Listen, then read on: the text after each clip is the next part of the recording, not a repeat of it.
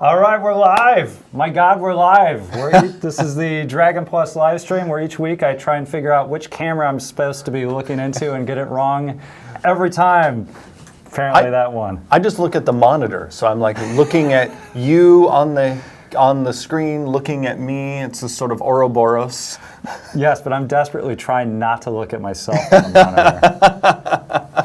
Because somehow this introvert was coerced into hosting a live stream somehow.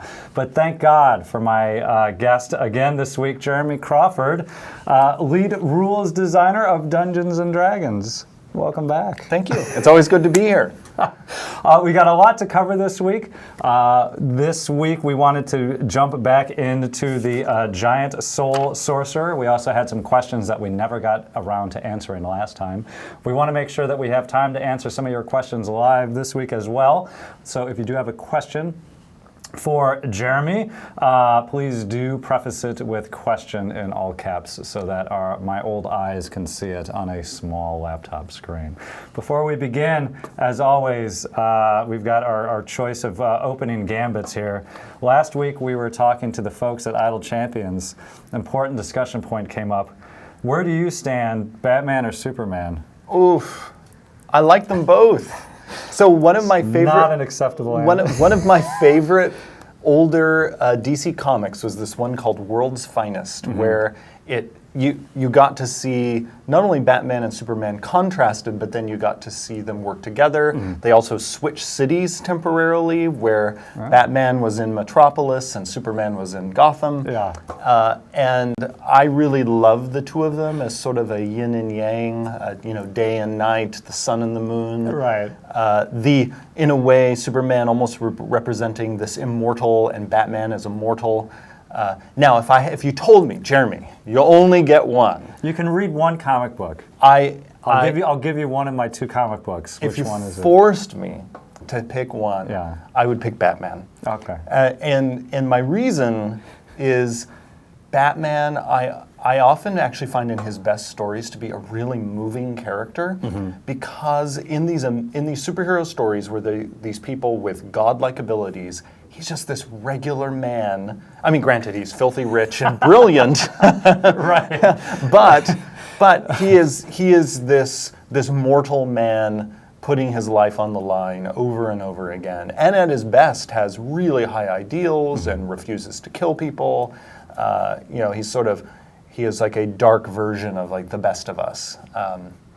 Although, of course, sometimes when he gets very dark and crazy and whatnot. It's the Dark Knight. Yes, yes. But again, I love the self-sacrifice and the risk that he always puts himself in.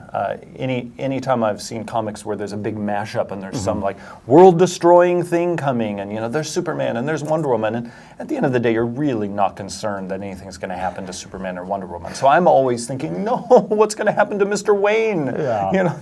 Well, Grant, you're probably not worried really about any of them, but yes, I suspend my disbelief. Also, really quickly, we've just because it came up on my feed a lot, and I don't actually like to take the Facebook quizzes myself because I don't want to give away my information, but I like the quizzes. Have you ever, as a D&D dungeon master, have you done this quiz? I have not done this quiz. We'll give it to Jeremy really quickly just to see what level dungeon master. This is highly scientific. Have you ever killed a PC? I personally have not killed a player character, but monsters and villains in my campaigns have done so. Let's say that's a yes. I think. Nerfed an item. Nerfed an item. Isn't that your job? No, we'll see. But you're asking me as a dungeon master, and not as a game designer. No, as a dungeon master, I don't believe I have ever nerfed a magic item. Used kobolds in your game. Yes. Been a player. Yes. Yes. Fudged a dice roll. Oh yes. Oh wow. Admittedly. Oh yes. Okay. Used a mimic. Yes. Questioned sanity while dungeon mastering. I've questioned both the characters and the player's sanity. Said you can certainly try. Oh, all the time. Used counterspell. Yes. Played more than one edition. Yes. DM'd for children. Yes. Ran a one-shot. Yes. Ran a campaign 1 year or longer. Yes. DM'd for a party of 8 or more. Yes. DM'd for a party of 2 or less. Yes. Had a big bad killed in the first round of combat. Yes. Said, so you touch it. Yes. Used a dragon. Yes. Homebrewed. Yes. Had a TPK. Yes. All right, you are a level 19 Dungeon Master. So what did I need to say yes to get level 20? Oh, hold on. I think I said yes to every single question except for one. I never nerfed an item. Yes. See, the reason why I avoid that is I just don't give out items I don't want them to have. Fair enough. Yeah. Basically, I avoid the regret by just not giving it to them in the first place. Well, thank you. Thank you for your willingness to take our highly scientific quiz. So now it's known you're a level 19 Dungeon Master. All right. Before we get into the Giant Soul Sorcerer, why don't we tackle just a couple of quick questions here that did come up last time. You had one. Was it the Animal Companions one that you wanted to hit? Oh, yes. Now, although be warned, if I dive into these questions right now, we might never get to the Giant Soul Sorcerer. So let's do the Giant Soul Sorcerer, and then we'll answer these questions. Otherwise, it's going to be another episode where we get to the end and like, all right, now in 2 minutes, I'm going to talk about the Giant Soul Sorcerer. We're going to talk about this subclass for 6 months. Well, it's good that we have you on the regular here. Yes. So the Giant Soul Sorcerer, this was Unearthed Arcana material. This came out in the most recent edition of Unearthed Arcana. It's available on the website, the D&D website at the moment. And as far as we've gotten to, it was my new name for a favorite player, or character, I mean, Jot and Resilience. Oh, yes. So I think, that's what we talked about last time. And one thing I will bring up just about Unearthed Arcana in general, some of you will hear this and be like, of course, Jeremy, we know. But it's great to remind everybody, Unearthed Arcana material is playtest material. It's not officially a part of the game. I bring this up because those of you listening and watching would be surprised the number of people who think Unearthed Arcana is officially a part of the game. This conversation came up in our area this morning. Yes. Where we were reiterating that it was playtest material. Yeah, this is playtest material that may or may not make its way into a book at some future point. And because it's playtest material, we are looking for your feedback, especially when we post our surveys online. Let us know what you think, because this material can evolve. That is a part of the playtest process. As I've said before, I am always ready to kill our darlings. So even if there's something I love in the Giant Soul Sorcerer or something else we've designed, if it's not landing for enough of you, we're going to change it. And I've mentioned before that we're looking for specific quantities of happiness. We look for anything that we put out for playtesting to generate 70% satisfaction. So if 70% or more people who are taking the surveys are like, yep, we like it, there's a good chance the thing will move on to the next stage of our game development process. Still no guarantee, though, that it's going to make it into the game. That just means it's sort of past that initial hurdle. Whereas if something, let's say a subclass is scoring below 70% almost across the board, then either we're going to kill it or we will often do heavy redesign work so that we can then nudge the satisfaction score higher. People often like to know how things have been scoring. In our fairly recent episodes, we talked a bit about the Minotaur and the Centaur. We've started to get that data and have been looking at it. And so far, the satisfaction overall for both of them is above 70%. So quite a few people were pleased with the overall direction of the Minotaur and the Centaur. Now, we also are looking for satisfaction scores on individual traits in a race or individual traits in a subclass. So even if the whole thing sort of makes it over the hurdle, that might still mean we have a bunch of work to do on the individual features. And I will point out that the survey for the Giant Soul Sorcerer is live now. So again, you can go to the D&D website, just take a look in the articles section. It should be the top article right then and there for Unearthed Arcana. So please take the survey. Let us know what you think. All right. So let's dive back into the Giant Soul Sorcerer. Again, we wanted to talk a bit about the continuing design process using the Unearthed Arcana material as certainly a model. We've gotten to through Jot and Resilience, and I believe we're on the mark of Ordinate. Yes, and one interesting thing about the Giant Soul Sorcerer that I mentioned last time is this is a rare example of a bit of design that made out of its initial concepting phase, which some of you might have had the opportunity to watch on the Happy Fun Hour, and actually made out of that phase pretty much intact. And I say that's pretty unusual because often after concepting, we will beat a thing and revise it and cut things and redesign and discuss and discuss and discuss. This had a strong enough story basis and was realized in a compelling enough way that when I came to the material, I was like, looks pretty darn good. And so a lot of what I did was just sort of tweaks here and there, some clarifications. Now, one of the reasons why that's the case, because you might be wondering, hey, Jeremy, I'm designing something. How can I nail, or at least close to nail, my initial design? And I've mentioned a couple times now, well, this has a strong basis in story. But you might be wondering, well, what does that look like? What does that strong basis in story look like? Okay, so I'll get a little more specific. When I talk about the strong basis of story for the Giant Soul Sorcerer, what I'm getting at is its roots are going deep into the soil of Dungeons & Dragons.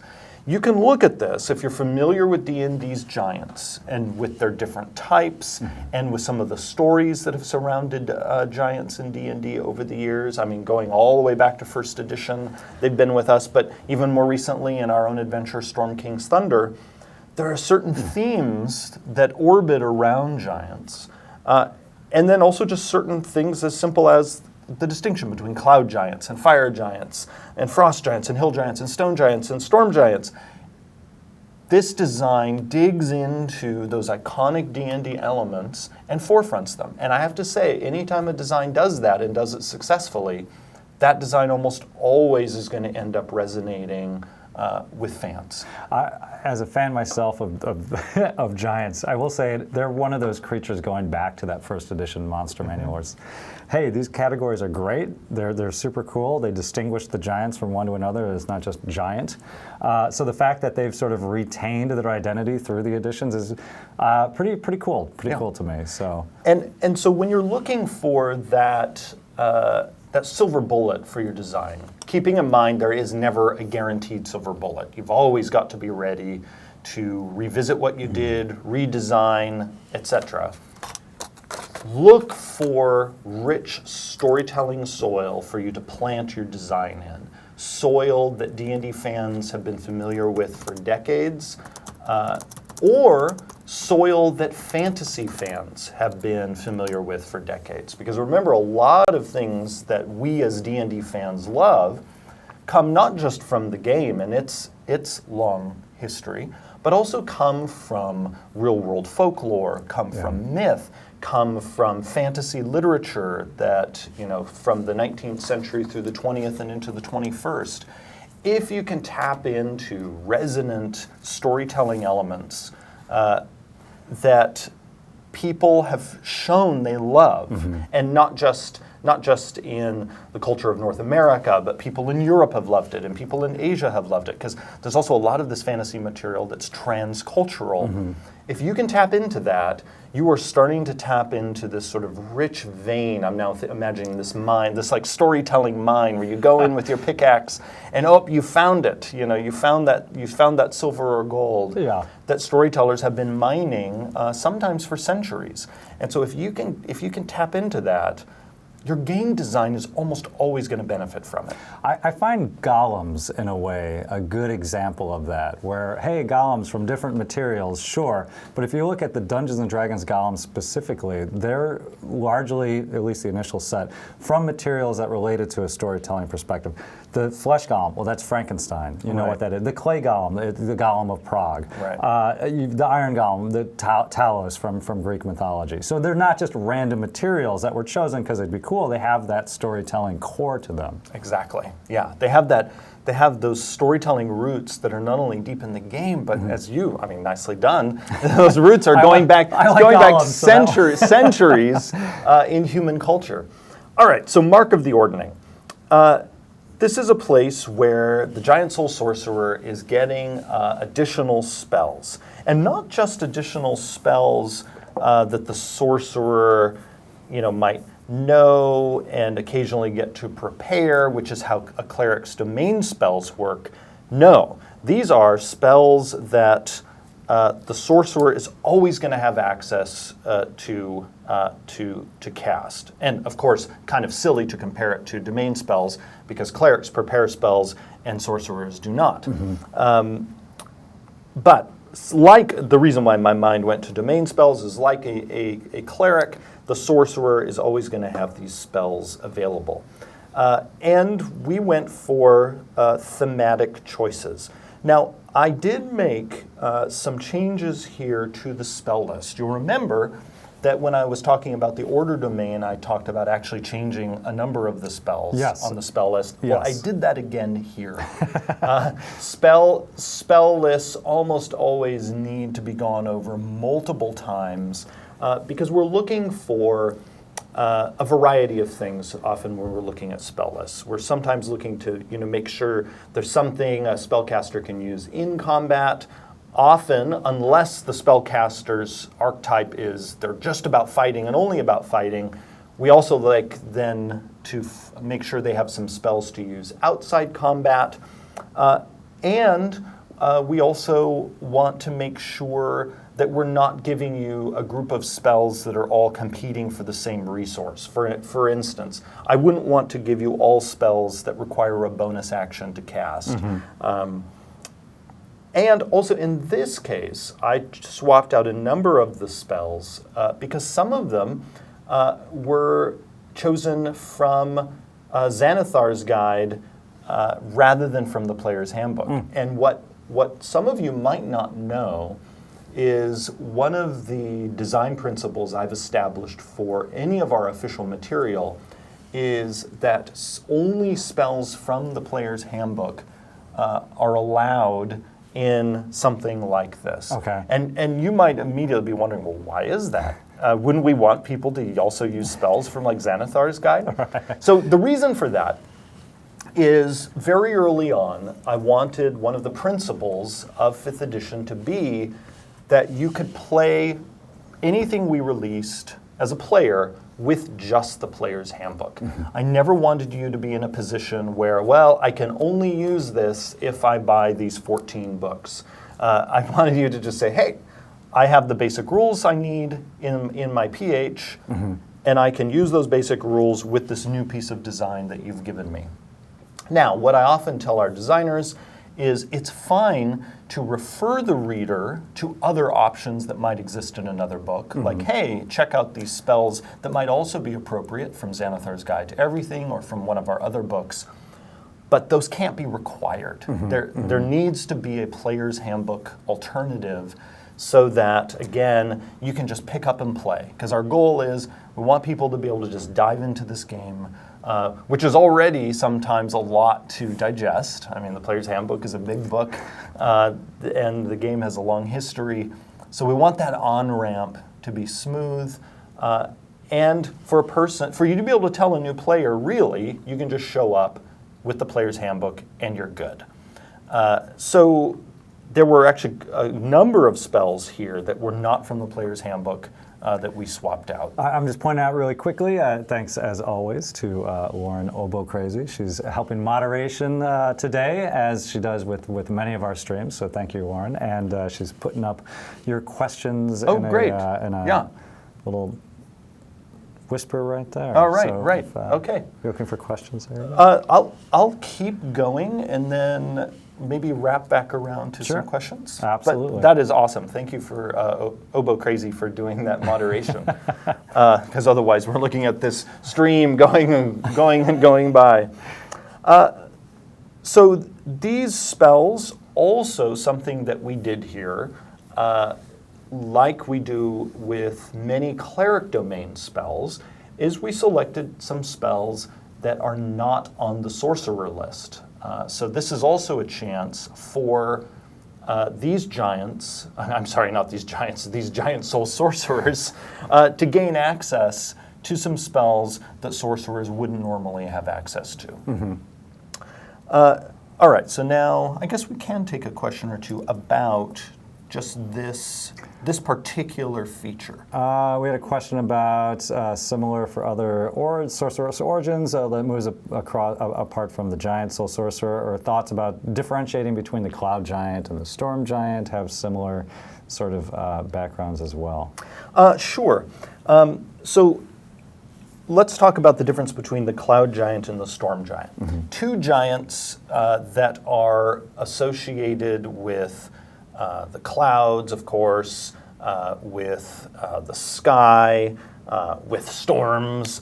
And really, the direction we went with this is that the cloud giant's abilities are much more about trickery, about being wily, which is often a part of their story, mm-hmm. which is why they have minor illusion, invisibility, fog cloud, which allows them to obscure an area. This is in contrast to the storm giant. Storm giants are, typically the mightiest and very dramatic giants, and so they have thunder wave and blasts of wind. So a much more conspicuous type of magic than that, again, more tricksy magic that we gave to the cloud giant. I could be wrong, but it seems like in that particular case, that is where Dungeons & Dragons has sort of taken its story origins for these giants and pulled it in its own way. Where the cloud giant, I pictured that as always Jack and the Beanstalk. There's huge giant, they're bigger than hill giants, they're huge, they live in the clouds. Right. What do we do with them? Well, D&D has taken it one way versus the storm giant, something operatic, casting thunderbolt and lightning, and that has also, D&D has also looked to differentiate them in its own storytelling way. Absolutely. And also sometimes storm giants, by the way, when they're not up in the sky, mm-hmm. sometimes they're rising up out of the ocean. Yes, almost titans without being Greek mythology titans. Yes, yeah. And there is definitely, D&D giants represent a kind of marriage of certain elements from Norse mythology, but also some elements of Greek mythology, mm-hmm, mm-hmm. With this sort of titan aspect to them. Let's see, and so, there was also the question of, have we considered giving these sorts of spell lists to other sorcerer types? I've seen a question like this before online, and for those of you watching who might not understand the context of the question, if I'm understanding it right, really what the person's asking is, have we thought about through the errata process, mm-hmm. Adding lists like this to sorcerer subclasses that already exist? The answer to that is no. That would be a kind of redesign that we don't do through the errata process. The errata process is for correcting things, mm-hmm. Not for redesigning things. Really what we do is if we decided to make the Giant Soul Sorcerer official, we would make sure that it was reasonably in line power-wise with the sorcerer subclasses that already exist, mm-hmm. So that it didn't feel like, once it was published, that it was just better in every way. Now, that said, it's always important when you're comparing one thing to another in the game. First, remember it's an exceptions-based game, so everything in the game is beyond the general rules, is meant to be exceptional. And then when you compare multi-part things, mm-hmm. let's say you're comparing, and when I say a multi-part thing, I mean something like a subclass or a race, which is essentially a package of features. Mm-hmm. What you need to do is compare the the total of one to the total of the other. Don't just go line by line and see, hey, the first level ability in this subclass is better than the first level ability in this other subclass. Because what you might be missing is we might have made the ability in one of those subclasses intentionally a little weaker than the other, because a level or two later, that subclass with the weaker first level ability might suddenly be getting a more powerful one later. And often when we are doing balance, we're doing holistic balance. It's how do all these pieces fit together? Yeah. Also, we're designing for different tastes. Some people will look at something in a subclass and say, "Ugh, that's weak, I don't want it." A person might come right after you and look at it and say, "That's exactly what I want, it's awesome." Because different players value exploration expertise versus combat expertise versus social expertise. They value those things at different levels. So the one person who wants just combat potency might talk to a fellow player who really is interested in having neat role-playing hooks and doesn't really care that their character is not going to be able to dish out as much damage. They just want to make sure they're going to be able to make people laugh, maybe have an edge in, you know, that crucial diplomatic discussion with the queen. Everyone comes to D&D again with different priorities. And when we do our balance, we're not only balancing the math, we're also balancing the three pillars. We're balancing how well we're providing for players who want to be strong in those different areas of the game. Okay. So, Mark of the Ordinate, we've got the spell list. Did you want to go through each one individually? Did you want to jump over to the Soul of Lost Astoria, or dive into a little bit of each one? I'm ready to jump on the Soul of Lost Astoria, although before I'll mention the Hill Giant.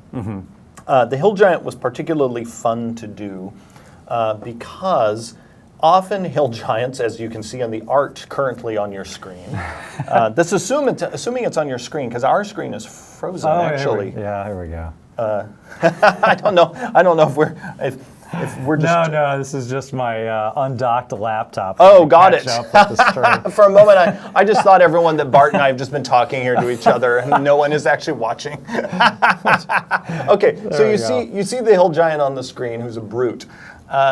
And so it was fun to create a few options that really emphasize instead, and this was something that Mike Merles had the great idea for, instead delve into the earthiness of hill giants and bring that through in a sort of druidish way in the hill giants options. And also, I mean, almost not just druidish, it's sort of nice Celtic feel where you're getting not only shillelagh, but also heroism, which is a bard spell. I love this combo. I'm imagining the sorcerer. You can almost imagine the sorcerer being this jolly person, magical, but often, enlarging with their enlarged spell, with their big glowing staff and inspiring their friends. Yeah, he's got a little John feel to him. Yes, like Little John from Robin Hood. And yeah, I could imagine the hill giant, giant soul sorcerer, having a deep laugh. Maybe a delightful big belly. He's the ghost of Christmas Past, yes, right? yes. No, is it? Yes, Ghost of Christmas Past. Is that? He's got the Corn of Plenty. He's the big guy, the jolly guy. Oh boy, now my Christmas Carol flu is stumbling. Is that past or present? Is it past or present? Oh no, maybe it is present. The chat will tell us for sure if it's if the hill giant is better served as the Ghost of Christmas Past or present. Hagrid. Yes, Hagrid. Yes. All right, let's talk about the Soul of Lost Astoria. All right, so here we have present. Thank you. Okay. Yes. All right. Here, someone in chat says he only lives one day because I think he drinks in parties too much. But it is a jolly, jolly day. Yes. All right. So the Soul of Lost Astoria Here we continue this theme of this subclass of giving you abilities that are tailor-made to the type of giant that you're associated with. And also, there's another thing going on here. These elements combo with the Mark of the Ordning spells that you got. Now, here I'm going to get a little technical and talk about the writing of these features. In the original version of the text for these, the individual spells of your Mark of the Ordning choice were also mentioned down here. Mm-hmm. When you're writing, whenever possible, avoid doing that. So, like, when you came down to the Cloud Giant, before it said immediately, well, no, it didn't even say that. It said, I think, something like after you cast Fog Cloud, Minor Illusion, or Invisibility, blargity, blargity, blargity. Okay, so I changed it to just refer to your Mark of the Ordning spells, partly because this is actually an editorial trick. Mm. What that means is later if we revise, because there's a good chance through playtesting we will change what spells are in Mark of the Ordning, it means we don't have potential errors lurking around everywhere by having all of these repeated references to something. Mm-hmm. Whereas if we just refer to that previous feature, then we don't have to keep repeating all of these spells. There's another reason to do it. It also just makes it simpler to read so that you're not having this speed bump in your rule of a long list of spells. All right. Also, one of the things I did in a number of these abilities is clarify the timing. In each of the cases, except for in the Fire Giant, I clarified that this ability occurs immediately after the triggering spell. Mm-hmm. If you're writing rules yourself, you will find that players often will have questions about timing. Mm-hmm. And we sometimes have gotten ourselves in trouble in our own rules writing if we are a little too loose. If we just say when something happens, sometimes a group will want to know, well, when you say when is when? And so it is often good to be, as clear as you can be when you need to be. Sometimes it's fine to be loosey-goosey because the game design doesn't demand that level of precision. But I'm laughing because I'm thinking of the conversations where it's, you can have dessert this evening. Well, when this evening? Mm-hmm. Does that mean before dinner? Right. It is after 6 o'clock. May I have my dessert now? So you have to, again, also have to be very clear and precise in some cases about timing. Yes. So yeah, reading these features, everyone, you'll see that I've clarified that each of these abilities that are triggered off you casting your Mark of the Ordning spell, you have the option to use them immediately after you cast that triggering spell. Also, another thing you have to watch out for is, in addition to making sure the timing of a feature is clear, also make sure that it is burning a resource or requiring a person to be conscious, because you can sometimes accidentally design something in a way that, like, oh, an unconscious person is able to do this, or it's not costing an action when it should, or it's not costing a reaction or a bonus action when it should. So also keep an eye on the person not being able to do this in their sleep, unless that's your design intent. We have designed things where something can happen while you're at 0 hit points or unconscious, but unless that's your intent, make sure something in the design guards against that happening. So I guarded against that happening by adding in that you can magically teleport as a bonus action. Now, someone listening in might wonder, well, Jeremy, this teleport is triggered off casting one of your Mark of the Ordning spells, and you can't cast those spells if you're unconscious. Why, Jeremy, are you worried about teleporting as a bonus action? Here's why. Our game is sequential, and in the process of you casting the triggering spell, something might happen in combat. Say an enemy takes a reaction that suddenly incapacitates you. So it's important that you always keep that in mind, that you are designing for a game where things, and a lot of things, happen in sequence, and one thing can interrupt another thing. And so that's why, even though this ability is triggered off a spell that has an action cost, I wanted this also to have an action cost, in this case a bonus action. And then it allows you to teleport. You'll see some of our stock language for teleportation. You teleport to an unoccupied space that you can see, and here it says that is no farther away than a number of feet equal to 10 plus your Constitution modifier. I've gotten some questions on Twitter of why isn't the bonus to the distance in increments of 5 feet. Part of that is, remember, the game is not necessarily taking place on a grid. And also, this is meant to be a minuscule bonus. Quite frankly, the whole point of this ability is the 10-foot teleport you're getting up front. Everything else beyond that is gravy. We'll, of course, will look at playtest feedback on this and see if we need to adjust the numbers here. But really, we wanted to err on the side of giving you most of the goodie up front and then a little bit more later. Because a way we could do this is reduce the initial teleport so that we can make the bonus you get from your your Constitution modifier, we could make that larger. The Fire Giant's kicker is the easiest. Damage bonus. Damage bonus.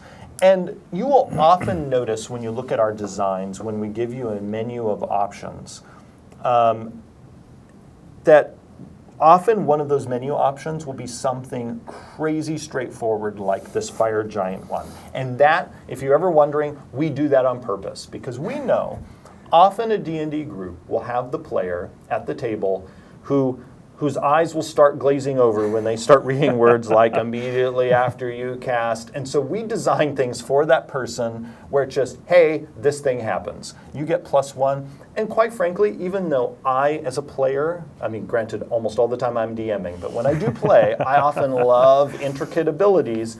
Once in a while, I'll be like, you know what? I just want to laugh and play a simple character. So even I sometimes just want the just make my damage number bigger ability. And so again, this is a great example of us designing for different tastes, different play styles. We in the design of 5th edition, during that process in our internal meetings, this is one of those behind the curtain moments for all of you watching. We would sometimes refer to abilities like this as Philip abilities. Do you know why we would call them that? A particular player named Philip would prefer this type of ability? Yes, and to be clear, that player named Philip is my husband. Yes.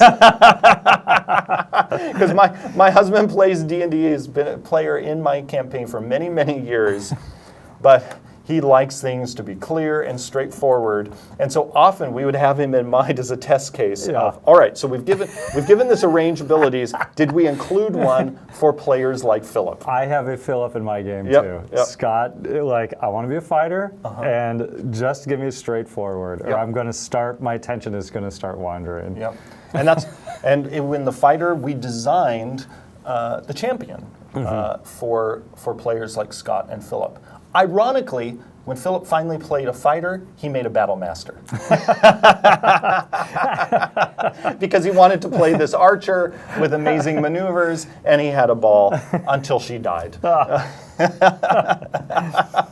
All right. So while the Fire Giant ability looks like a Philip ability, the Frost Giant ability seems like it does go the other way, where we're going to get a little bit more complicated here. Absolutely. So the Frost Giant ability, it's more complicated, partly because it relies on you being familiar with the rules and temporary hit points. And so not only if you are playing, when you're playing the game, DMing the game, or designing for the game, always make sure you know how the rules work if you're using those particular rules. Temporary hit points often trip people up.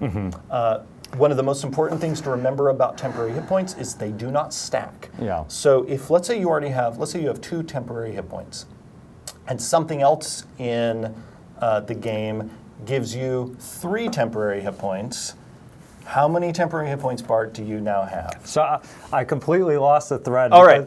So you have. Here's why, because I'm designing something now for my home game that I'm going to need to use temporary hit points for. And I'm sorry to put you on the spot. So again, you have 2 temporary hit points. Yes. So And I just cast a spell and give you 3 temporary hit Yeah. points. How many temporary so hit they're not points? stacking, so they're 2. So here's the thing. There's a twist. Yeah. You get to pick. Okay.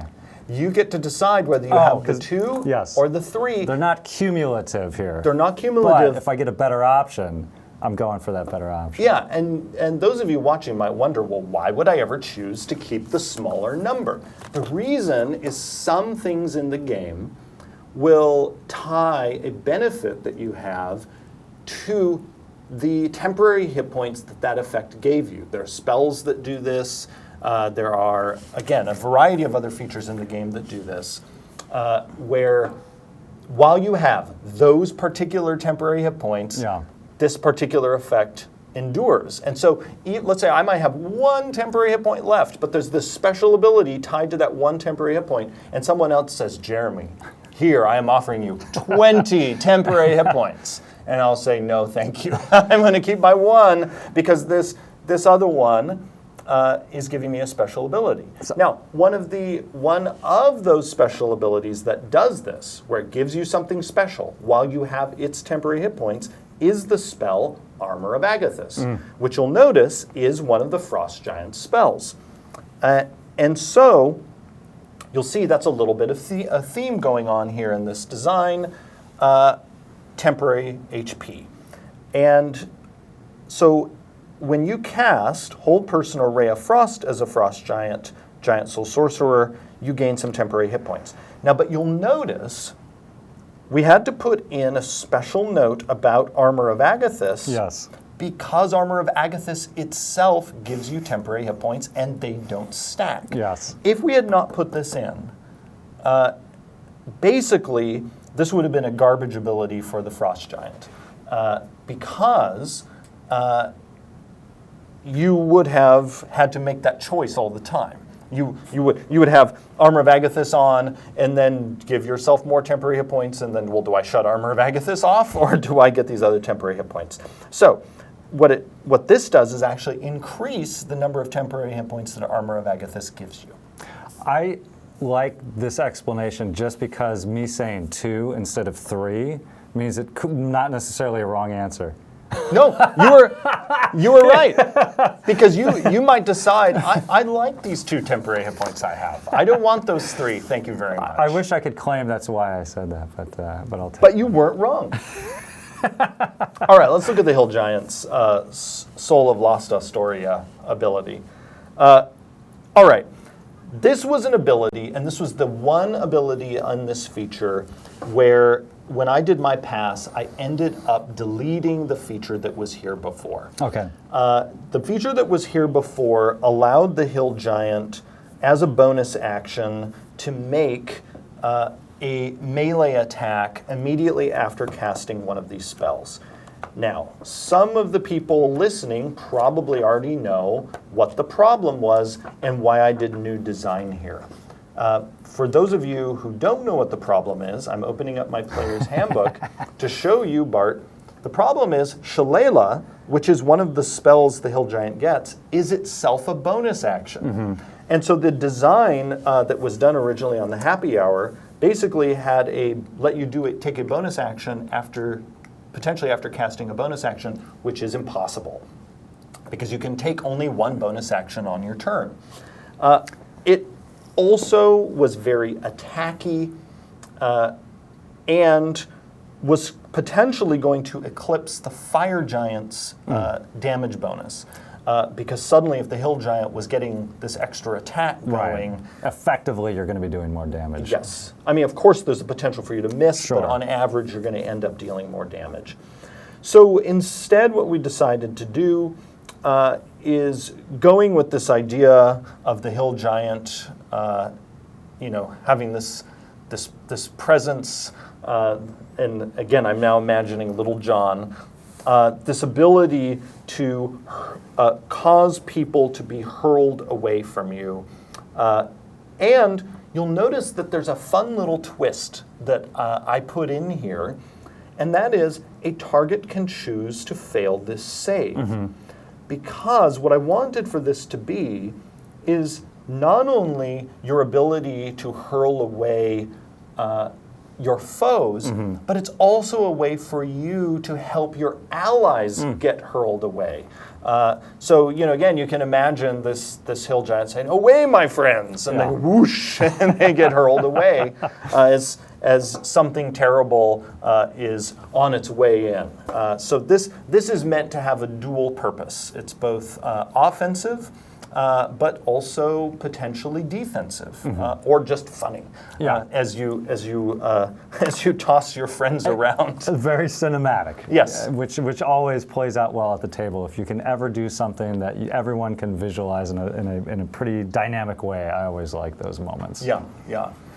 The stone giant one is straightforward, like the fire giant one. Rather than bonus damage, you get a bonus to your AC.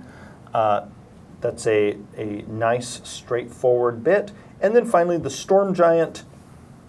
Here's another offensive one where you can zap creatures you can see within 30 feet of you with just a little dusting of lightning damage.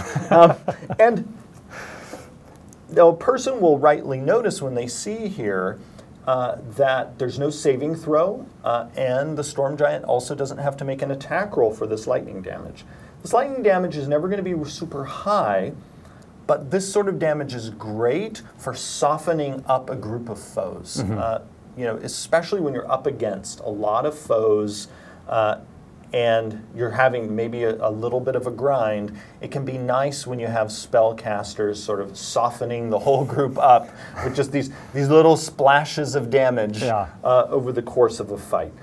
So this is not going to set anyone's world on fire, this amount of damage, but again, it's sort of a quality of life increase. Also a great way to finish off creatures that might be hanging on dearly to that 1 or 2, hit points that invariably happens in a D&D session. There will be that, that dead monster walking, the 1 hit point. And as the dungeon master, sometimes you want to clear the board just as much as your players do. So you're thankful that there's occasionally a tool that they can pull out just to say, okay, we're done here, right? Wipe it, and let's move on to the next encounter. Now, sometimes as a DM, especially if a combat for me, in terms of narrative pace, has gone on long enough, I will often make that 1 or 2 hit points just quietly disappear, and the creature just is vanquished. But sometimes, if you feel like the fight, in terms of dramatic tension, the player's enjoyment, it could definitely go on for another round or so. I let the monster hang on to that 1 or 2, and then people feel like, ooh, they had this delicious victory when they clean up the table. All right, so we have still Rage of Fallen Astoria and Blessing of the Allfather to talk about. We're getting close to the top of the hour. My suggestion would be if we want to grab a couple of questions, save these sections for the next time that we get back together. And I love the sound of that. And before we jump into the questions, I do want to make one other technical note about Soul of Los Astoria. One of the things that we added in the refinement pass that we did on this design is the parenthetical you will see in a number of these options, and in fact in all of them except for the Cloud Giant, you will see a parenthetical that gives a minimum. You have to be careful when you design and talk about adding on a modifier, because remember, a modifier could be negative. And so if your intention is that a person always gets at least a little bit of a benefit from something, make sure you haven't created a situation where their negative modifier erases the class feature that they got. And so that's why you'll see, like the Hill Giant is going to get a minimum of +1. The Storm Giant is going to do a minimum of 1 damage. I put that in there to make sure that if for some reason your Constitution is garbage, you're going to at least still get a hint of a benefit from your feature. Hey, I'm seeing that it's a challenge. You have to be concise, but you have to be complete. And Yes. the way that the language is explaining the abilities. So, Yeah. well, again, hopefully this was a bit of some good insight into the continued design of the Giant Soul Sorcerer. As mentioned, we know that folks have questions coming in regarding this particular topic. We still have questions from last time as well. Thank you to Obo Crazy for compiling the questions. We'll write these down, so if we don't catch them this time, we'll at least circle back to them. Did you want to grab any of the current questions? Let's do that one. Okay. Yeah. Elvin Wizard King asks, Jeremy, how often do you and Mike contest a design choice? I'm assuming physically. I sometimes edit RPG material, and I find that it is sometimes more interesting to hear a justification than for someone to just take my suggestions. So Mike and I have worked together for over 10 years, and we have a great collaborative relationship. And it's funny, we rarely will sort of butt heads about a particular design choice. But part of that is because for us, we just have an ongoing sort of design dialogue that just like rolls from day to day. So in a way, we're constantly sort of like infecting each other's thoughts with each other's points of view. But we also, there's sort of a tempo to how we work where Mike really loves to concept things, and I really love to refine them and take them into their finished form.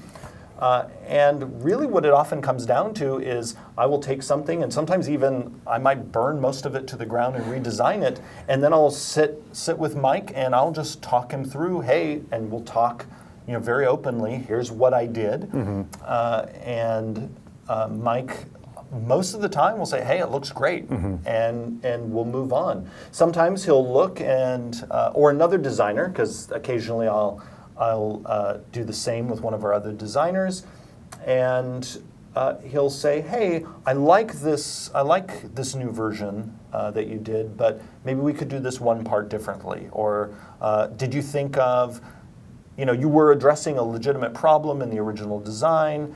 When you were creating a solution, did you think of this other direction we could go in? And sometimes we stick with my redesign, or sometimes in the process of us talking about it, I will then get rid of my redesign, and together we'll come up with yet another redesign.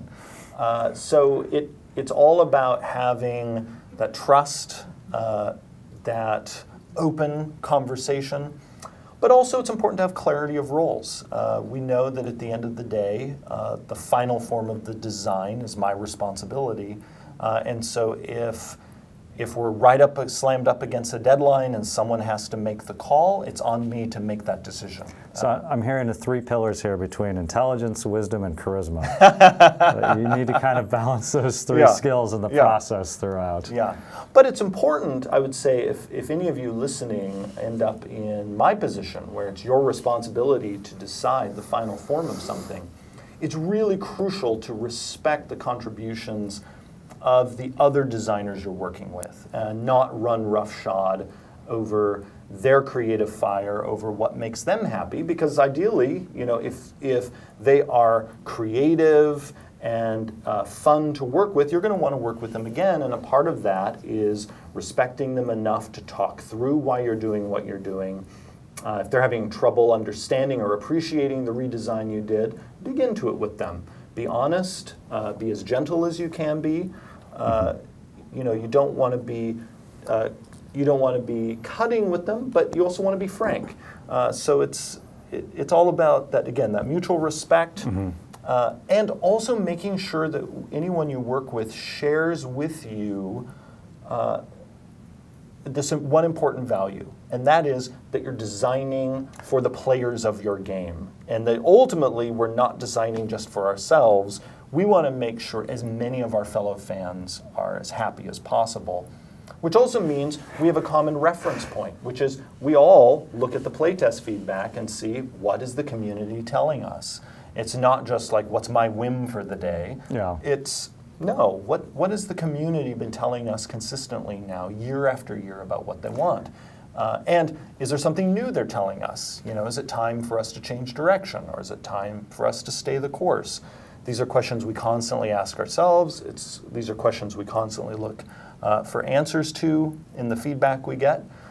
And we just have, again, this healthy, ongoing conversation. It's real. This is a small example, but it's making me realize the side conversations that take place that are completely irrelevant to the actual work still have utility. When Tito and I argue about the merits of the Star Wars movies, who's right or wrong, it doesn't matter. It's, okay, well, we're building this rapport of how we can constructively argue against each other. So when something does come up that's work-related, okay, we've kind of gone through it, and we know how we approach each other. So. Yeah, absolutely. Yeah. Should we, is there something starting at 3, or can we cheat and go a few minutes No, past we can 3 cheat. o'clock? All right, we're going to cheat, and we're going to give a few bonus minutes. We will. I'll jump into the announcements now, and then we'll give the bonus minutes really quickly. So yes, to that point, we will be. In fact, we'll be vodcasting D&D news at 3:30 because speak of the devil, Greg is on vacation, so we won't even be live for D&D news this week. We will be live for Dice Camera Action at 4 p.m. Pacific. Really quickly, this is the Dragon Plus live stream. Dragon Plus issue 20 is available now for free, as always, on iOS, Android, and at dragonmag.com. Content from this issue includes behind the scenes from the Stream of Many Eyes, some Yugoloth cartoons from Jason Thompson, and the Adventure Zone had their comic preview for Here There Be Gerblins and their playable adventure, Return to the Test of Initiation. All of that, again, for free in Dragon Plus issue 20. Quick note that the D&D Adventures Outlined coloring book has been announced. You can find out information on that on the D&D website and our product pages. This is the coloring book that was illustrated beautifully by Todd James. One of my fondest memories of the D&D brand goes back to that old AD&D coloring book that came out many, many years ago. So here's a new and a different take on that as well. For the Dragon Plus live stream, again, really quickly, July 3rd, for leading into the 4th of July holidays. We'll be vodcasting next week, but we will be back on July 10th for an episode, our next episode of Dungeons and Doodles. And then we, the two of us, will be returning on July 17th to continue our Design Plus discussion and I believe wrapping up the Giant Soul Sorcerer. So there we go. And yeah, I would be back 2 weeks from now. Except I'll be at that event, D&D in a Castle. I'm going to be DMing at a chateau in France, which is going to be delightful. How could it not be? Yeah. No, I'm actually really looking forward to running the adventure I've written for it. An adventure that actually takes place in that castle. So it will be fun to be playing in the site of the adventure I'm running.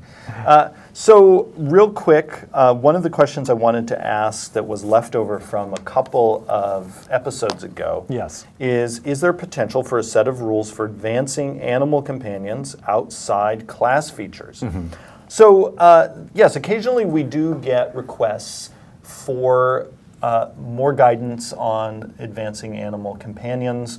We could, certainly explore that sort of thing in the future. But what I want to say is right now you already do have some guidance you can use in the Dungeon Master's Guide. In the DMG, toward the back of the book, there is a section on, here it is, there's a section of the book on giving class levels to monsters. And what I think a lot of DMs forget is, or hadn't realized, if you really wanted to, you could give class levels to a group's animal buddy or some critter who's walking around. Because you'll notice that in our classes, there are no ability score prerequisites. Like we don't say you must be this tall to enter. You don't need to have an intelligence score of a particular level to gain a character class. And so, for most campaigns, it's not going to make sense to have a wizard wolf. Maybe if that wolf was awakened by the awakened spell, particularly because the wolf wouldn't be able to cast most of its spells if they have verbal or somatic components. Hey, I've seen a lot of Paw Patrol. Those dogs can do a lot they can ride a fire engine around town. So. Right.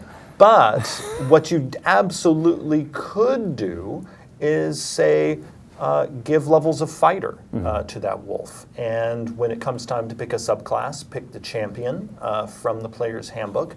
And it turns out most of those class features will work for that wolf. You might come across one or two that it doesn't make sense. The wolf doesn't have the right anatomy for a particular feature. But you actually have right there, using that class level rule, the ability to create some pretty beefy animal companions or other types of monsters that might follow you around.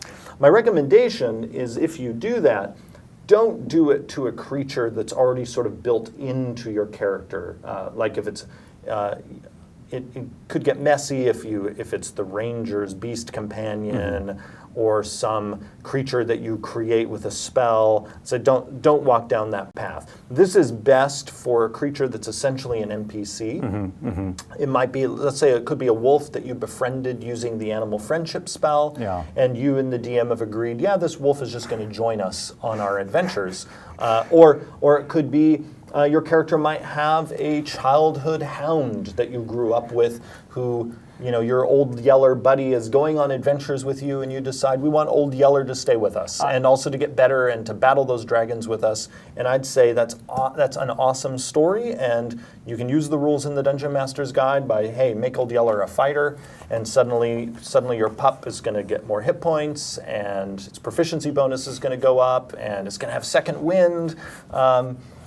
So you have some really awesome abilities there just by combining some of the character class options with some of the critters that could join you on your quest. This came up in my campaign a while ago. It was invariably, it doesn't matter what NPC I introduce, it's the animals in the game that the players gravitate toward. So they're in Schultz, and it's one of the flying monkeys. And they gave it a pair of scissors from their trinkets.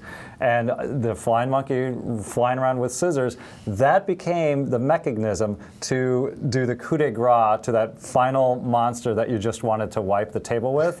It would swoop in and kill him with the scissors. So, that's great. So there you go. That's great. And I would say, as a DM, I often treat the wild animals that the group meets as potential NPCs. Even at Origins 2 weekends ago, I DM'd for a table where one of the players, using animal friendship, befriended a wolf.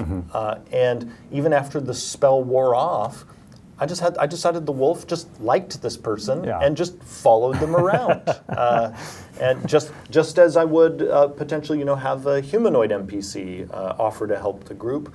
That there's always the potential for that with something, like an animal you meet, and if the people end up really loving that creature, consider beefing it up, letting it stick around. Whatever engages the players in a meaningful way, and I hate to say it, but gives them a sense of investment, so that if their animal companions are ever in a pinch or a bind, your players are motivated to come to their defense. I mean, not to be cruel with those things, but just to know that there are moments that you can leverage in your game to maximize player investment in stakes. Give them stakes, that's what I'm trying to say. Yeah. I would also say that just in general, in terms of game design, I prefer this approach to having critters joining the group over building those critters in as class features. We've talked a bit over the years about sort of the balancing act and the compromises we have to make whenever we make a class option like the Ranger Beastmaster. Because essentially at that point the creature is a part of your character and is basically gobbling up part of your power budget. And that can result, when we get the balance right, it can really be satisfying for the player. It can result in some really fantastic synergies. But also, it's really easy for it to feel a little off, for you to feel like either the pet's getting shortchanged or the character's getting shortchanged. You avoid all of those design hassles by really just leaning on something D&D has had since the very beginning, back in the 70s, and that is the ability for different people and creatures to go on adventures together. and without it being necessary for a class feature of yours to say, Fido is one of my class features. Instead, just here's Fido, befriend him, and have him go on your adventure, and have him level up with you. And then that avoids actually all of those issues. Sure. Take Bill the Pony into Moria with you. Yeah. All right, so we ran a little bit long, but as always, it's a pleasure to talk to Jeremy.